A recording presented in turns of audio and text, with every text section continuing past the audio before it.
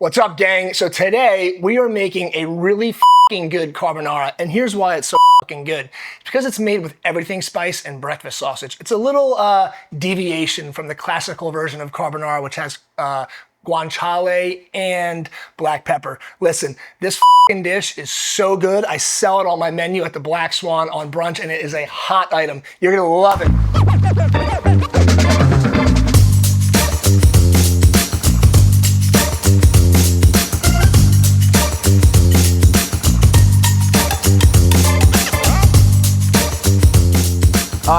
All right, so let's talk carbonara. Classically, carbonara is made with guanciale, some pasta, black pepper, and pecorino romano cheese. It's pretty much just some cheap items that were laying around at the coal miners, which got its name carbonara, what they had laying around to make a quick lunch or some kind of sustenance for a hard day's work.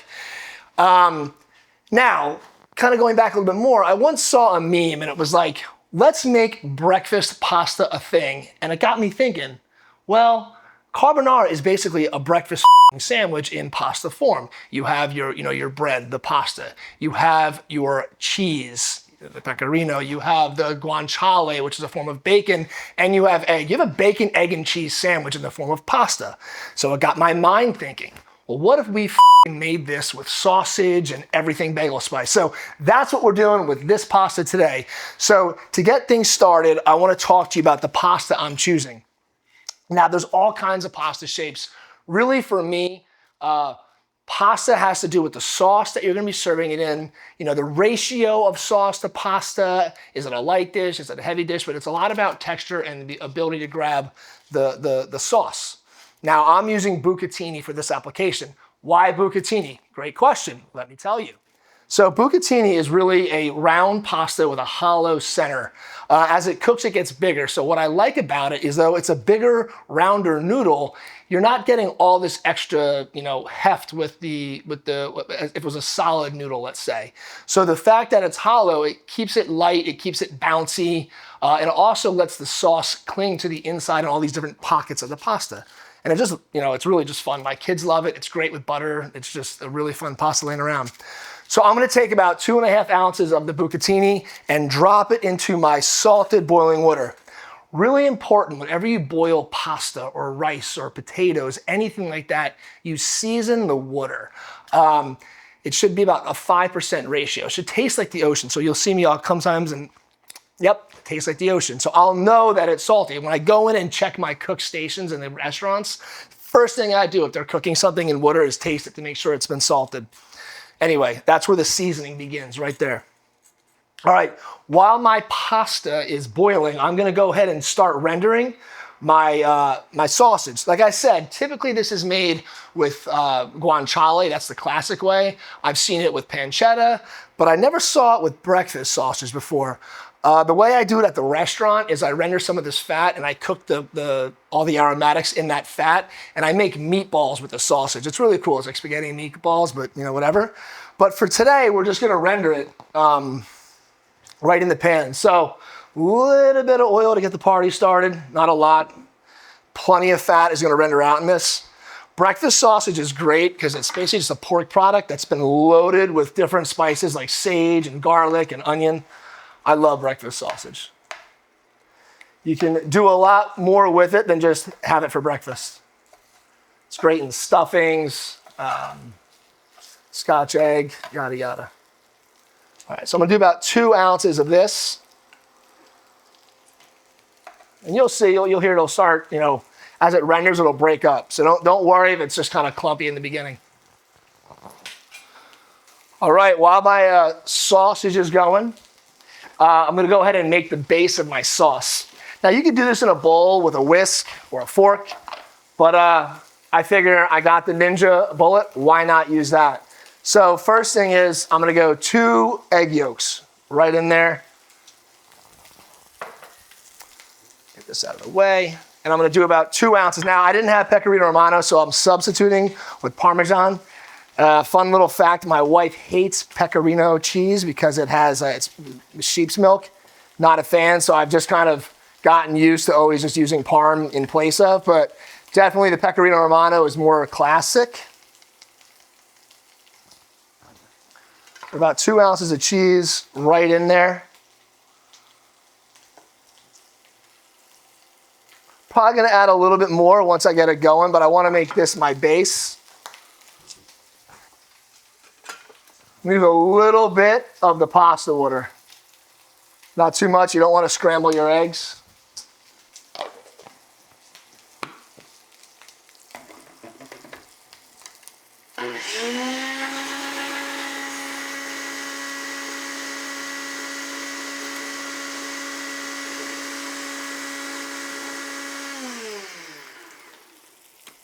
That is basically it. Do a little more.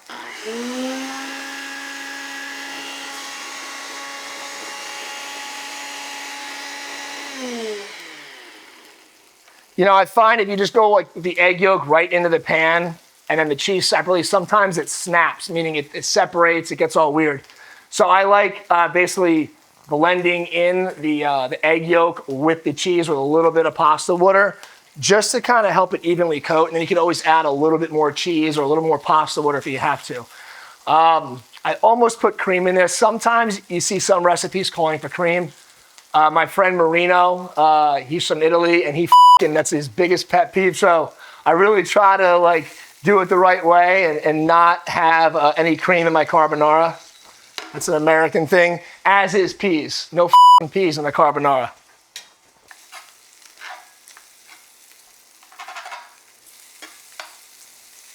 Gonna add some garlic and shallots to this. Again, this doesn't always, carbonara doesn't necessarily call for garlic and shallots, but I think garlic and shallots are really good, so I'm gonna put them in there. I'm going off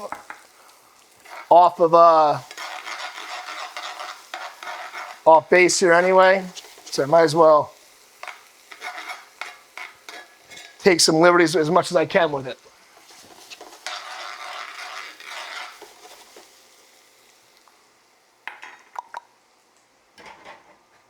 Again, I'm not looking for any color on that. I just want to open them up, kind of soften them, get that really delicate, fragrant flavor of the shallots and the garlic. It's much less than like a caramelized flavor.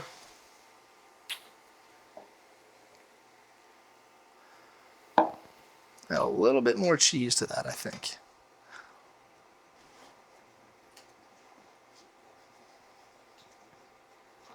All the cheese. You can never add too much cheese to this dish. It's like risotto. You just keep adding it, adding it, and adding it. It just like keeps making it better and better. Yeah, that's it.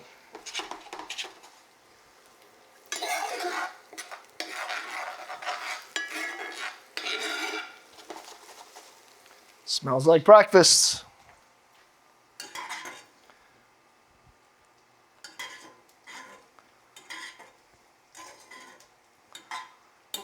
Bucatini needs about 8 minutes or so to cook. Depending on the quantity, did your water remain boiling? But that's what you're looking for. Pause that.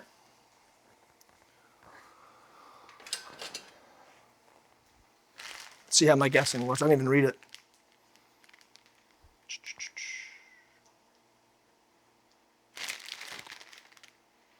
Ha! Look at that. 8 minutes. Didn't even read it. Good. Man, I'm good. 8 minutes. Can you believe that, Corey? What a guess. What a guess. What a guess.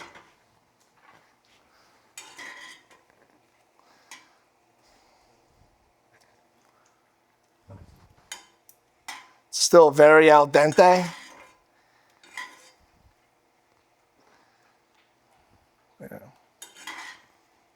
Yeah, we're about a little over halfway.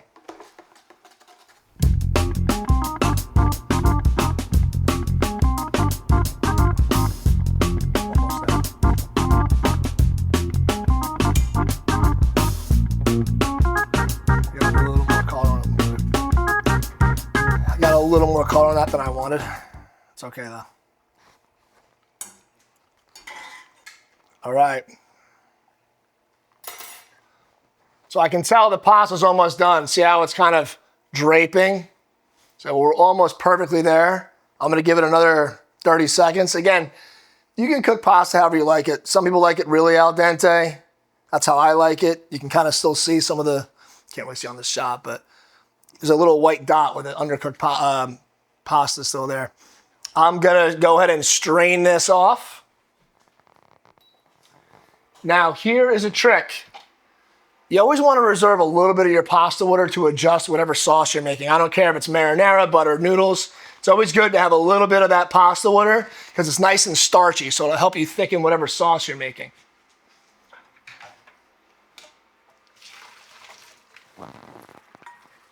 Okay, perfect, perfect. Add my pasta. Add my egg mixture. Now,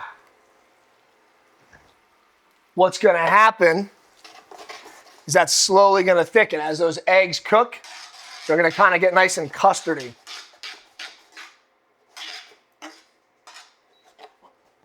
You see?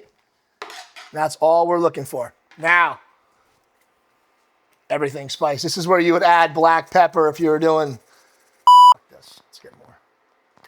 This is where you would add your black pepper.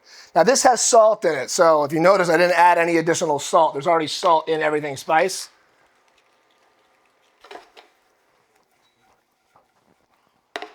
Okay, I'm gonna add just a touch of pasta water because I want to get some of that sauce off the sides.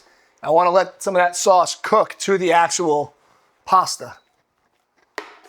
Okay, wipe down. Get all this out of my way.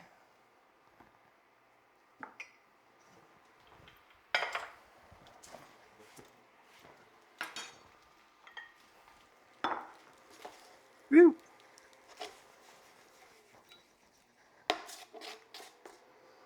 That's it.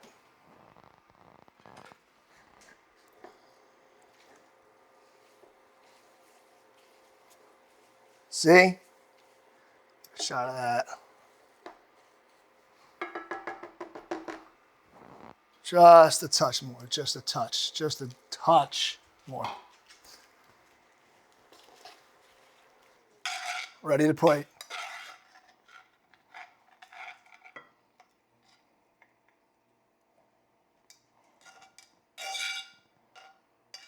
Now, like a jack, sometimes I am one, I forgot chives. Chives make this really good. So next time, I'm gonna add chives to it.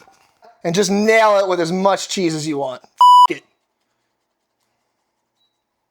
Like I said, you just keep adding cheese and it's like, I could use more cheese on that. There you go. Boom. Everything carbonara pasta with breakfast sausage. All right, let's give this a try, make sure it doesn't suck. It's hot.